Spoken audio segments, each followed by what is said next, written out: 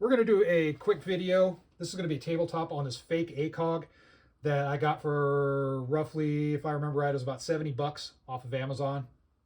These things intrigue me, so I had to get one. There's tons of them on Amazon. Just type in ACOG on the Amazon search bar and you're going to see them. And they're about 100 bucks or less. You're going to see them kind of mixed in with all the true Trijicon ACOGs that are for sale. And again, it intrigued me, so I had to check one out. The reviews are all over the place for these. Some are horrible, some are just great, and I just had to try it out. So this is a TA31 knockoff, pretty much. It has a chevron reticle, and it has the bullet drop compensator that seems to be accurate, from what I can tell. And I think that's kind of neat. The glass is not going to be as clear as an ACOG, but it is pretty damn good. I was impressed. The bolts, everything on here, the bolts are nice and tight. This piece is a little focus piece right here. You can see I put a Ranger band over it, and that is because the focus piece was just a little bit loose on the threads. It was good, but it was just kind of easy to move left or right. So I set it to the focus so I can see the reticle nice and clear, and then I put a Ranger band over it so it stays solid, doesn't go anywhere. Adjustments, I'll show you the adjustments here. And the adjustments, there's your adjustments. Has a little O-ring, so that way you get a little bit of retention on the cap and maybe just a little bit of waterproofness to it. The lens, everything is good to go. The mounting right here, I'm actually impressed with.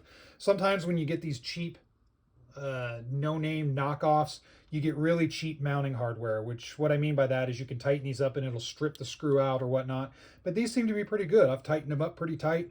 I've taken them off and on rifles. I've shot it on my 22 AR and on my 5.56 ARs, and it seems to be working just fine. These are nice and tight.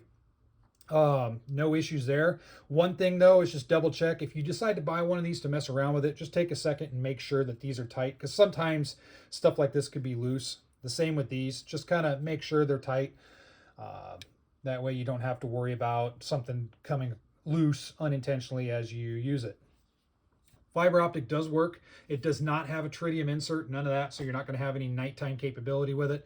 So just know that if you're using this for airsoft, which I think would be a great secondary application for this, if you don't want to spend $1,000 on a real ACOG, but you want a slick looking airsoft setup, there you go. That's an epic setup in my opinion. Spend 70 bucks and you get something that works really awesome.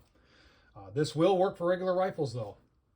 So if you can't afford an ACOG, but you want to get reps on an ACOG, let's say you're saving up for an ACOG,